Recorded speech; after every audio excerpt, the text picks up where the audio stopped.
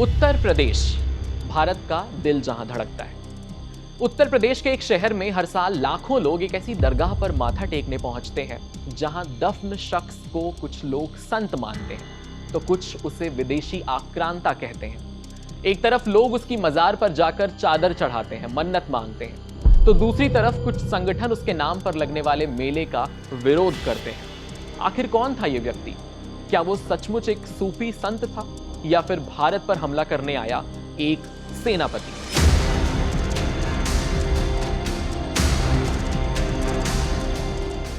और सबसे बड़ा सवाल कि अगर वो आक्रांता था तो सदियों से उसकी इबादत क्यों की जा रही है? नमस्कार, आपके साथ मैं हूं वात्सल्य सारथी कसौदे। बात कर रहे हैं हम इस वक्त 11वीं सदी की, जब भारत कई छोटे बड़े राज्यों में बटा हुआ था। उत्तर पश्चिम से विदेशी हमलों का दौर चल रहा था और कई राजाओं के सामने अपनी सीमाओं और संस्कृति को बचाने की चुनौती चल रही थी, एक जंग चल रही थी। इसी दौर में इतिहास के दो ऐसे किरदार सामने आते हैं जिनका नाम आज भी उत्तर प्रदेश की राजनीति और सामाजिक विमर्श में बार बार सुनाई देता है। एक नाम है महाराजा सुहेलदेव का और दूसरा नाम है सैयद सालार मसूद गाजी का। और इन दोनों के नाम के साथ विवाद भी बार बार सिर उठाने लगता है। आखिर कैसे एक ही व्यक्ति किसी के लिए आक्रांता बन गया और किसी के लिए संत बन गया? तो इसको जानने के लिए जानना होगा इतिहास और आपको देखनी होगी ये वीडियो पूरी लास्ट तक।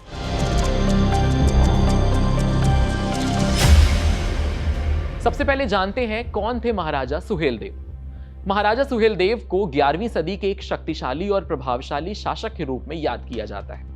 लोक कथाओं और कई ऐतिहासिक वर्णनों के अनुसार उस समय विदेशी हमलावर उत्तर भारत की तरफ बढ़ रहे थे। ऐसे हालात में सुहेलदेव ने अकेले लड़ने के बजाय एक बड़ी रणनीति अपनाई। कहा जाता है कि उन्होंने उत्तर भारत के करीब 21 स्थानीय राजाओं और सरदारों को एकजुट किया। यह उस दौर में सबसे कठिन काम था क्योंकि छोटे छोटे राज्यों के बीच आपसी संघर्ष भी होते थे। लेकिन सुहेलदेव ने समझ लिया था कि अगर विदेशी सेनाओं का मुकाबला करना है तो एकजुट होना बेहद जरूरी है। यही रणनीति आगे चलकर इतिहास की एक बड़ी लड़ाई में मददगार साबित हुई। अब सवाल यह है कि आखिर वो दुश्मन कौन था जिसके खिलाफ 21 राजाओं ने एक साथ खड़े होने का निर्णय लिया? तो जवाब है, उस दुश्मन का नाम था सैयद सालार मसूद गाजी। इतिहास कहता है कि सैयद सालार मसूद गाजी, जिन्हें लोग गाजी मियां के नाम से पूछते हैं, जानते हैं, वो 11वीं सदी के एक चर्चित ऐतिहासिक पात्र हैं। कई ऐतिहासिक स्रोतों के अनुसार उनका जन्म साल 1014 के आसपास हुआ था। उन्हें महमूद गजनवी का भांजा बताया जाता है। महमूद गजनवी वही शासक था जिसने भारत पर कई बार, 17 से ज्यादा बार हमले किए, आक्रमण किया और सोमनाथ मंदिर समेत कई स्थानों को निशाना बनाया गया। माना जाता है कि सालार मसूद कम उम्र में ही सैन्य अभियानों से जुड़ गया था। लगभग 1030 से 31 के आसपास वो अपनी सेना के साथ अवध और पूर्वी उत्तर प्रदेश की ओर बढ़ा। अब ऐसे में सवाल उठता है कि पूर्वी उत्तर प्रदेश की ओर बढ़ने का उसके अभियान का आखिर मतलब क्या था, उद्देश्य क्या था? यहीं से इतिहासकारों के बीच मतभेद शुरू हो जाते हैं। कुछ लोग इसे राजनीतिक और सैन्य विस्तार बताते हैं, कुछ इसे धार्मिक अभियान मानते हैं, जबकि उसके अनुयायी उसे एक मजहबी व्यक्तित्व और सूफी संत के रूप में देखते हैं। इतिहास बताता है कि बहराइच का युद्ध ऐतिहासिक युद्ध था। सालार मसूद की सेना जब उत्तर प्रदेश के भीतर तक पहुंच गई तब स्थानीय राजाओं के सामने बड़ी चुनौती खड़ी हो गई। कहा जाता है कि महाराजा सुहेलदेव ने विभिन्न राजाओं को साथ लेकर एक विशाल गठबंधन बनाया। इसके बाद बहराइच के पास चित्तौरा झील के क्षेत्र में दोनों सेनाओं के बीच भीषण युद्ध हुआ।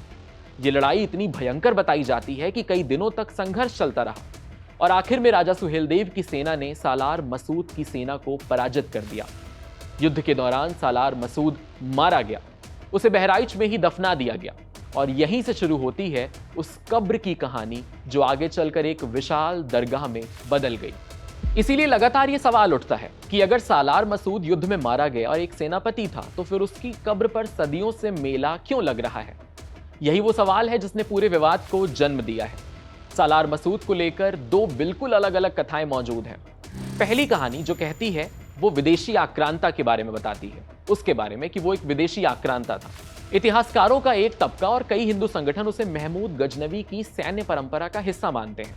उनका यह तर्क है कि वो विदेशी सेना के साथ भारत आया था और उसका उद्देश्य यहां अपना प्रभुत्व स्थापित करना था और इसी वजह से वो एक उसे आक्रांता और लुटेरा मानते हैं। उनके अनुसार ऐसे व्यक्ति का महिमा मंडन नहीं होना चाहिए आज प्रशासन और कुछ राजनीतिक दल भी ऐसी ऐतिहासिक व्याख्या को सामने रखते हैं। दूसरी कहानी है जो इसे संत और पीर के बारे में बताती है, उन्हें संत और पीर कहती है। दूसरी तरफ एक बिल्कुल अलग कथा मौजूद है। स्थानीय लोक कथाओं में सालार मसूद को एक चमत्कारी पीर और लोक देवता के रूप में प्रस्तुत किया गया है। कहा यह जाता है कि समय के साथ उनकी वीरता और उससे जुड़ी कहानियां धार्मिक रंग लेने लगी। लोग उनके बारे में चमत्कारों की कथाएं सुनाने लगे। धीरे धीरे उनकी कब्र श्रद्धा का केंद्र बन गया और यहीं से गाजी मियां की संत वाली छवि मजबूत होती चली गई। इतिहासकार बताते हैं कि सालार मसूद की मृत्यु के लगभग 200 साल बाद उसकी कब्र को विशेष संरक्षण मिलने लगा। दिल्ली सल्तनत के दौर में उसकी कब्र पर मकबरा बनवाया गया। बाद के शासकों ने भी इस स्थान को विकसित किया। समय के साथ ये स्थान एक प्रमुख दरगाह के रूप में प्रसिद्ध हो गया। यहां उर्स आयोजित होने लगा, मेले लगने लगे, दूर दूर से लोग आने लगे।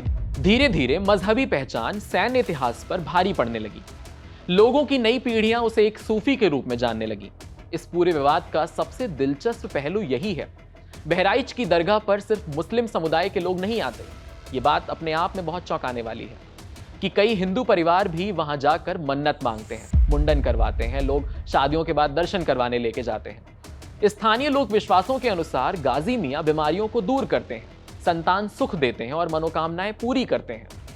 सदियों तक चली आ रही इन मान्यताओं ने उन्हें एक लोक देवता जैसी पहचान दे दी है और यही कारण है कि धार्मिक और ऐतिहासिक दृष्टिकोण यहां टकराते हुए दिखाई देते हैं। ऐसे में एक पक्ष इतिहास देखता है, दूसरा पक्ष आस्था देखता है और यही टकराव आज की राजनीति में भी दिखाई देती है। महाराजा सुहेलदेव और सैयद सालार मसूद गाजी की कहानी सिर्फ दो व्यक्तियों की कहानी नहीं है, ये इतिहास और आस्था को टकराव की कहानी के रूप में पेश करता है। एक पक्ष उन्हें विदेशी आक्रांता और लुटेरा मानता है, दूसरा पक्ष उन्हें सदियों से पूजे जा रहे संत और पीर के रूप में देखता है। महाराजा सुहेलदेव को जहां एक वीर योद्धा और रक्षक के रूप में सम्मान मिलता है, वहीं गाजी मियां को लाखों लोग श्रद्धा और विश्वास के प्रतीक के रूप में मानते हैं। यही वजह है कि 11वीं सदी का ये इतिहास आज भी 21वीं सदी की राजनीति में, समाज में और पहचान की एक बहसों में केंद्र का हिस्सा बना हुआ है, सेंटर पॉइंट बना है। और शायद यही इतिहास की सबसे बड़ी ताकत है, क्योंकि इतिहास कभी पूरी तरह अतीत नहीं बनता, वो वर्तमान में लौटकर नए सवाल जरूर खड़े करता है। ऐसे ही अमेजिंग एक्सप्लेनर्स देखने के लिए कड़क के YouTube चैनल को सब्सक्राइब करिए, फॉलो करिए इंस्टाग्राम के पेज को और देखते रहिए कड़क।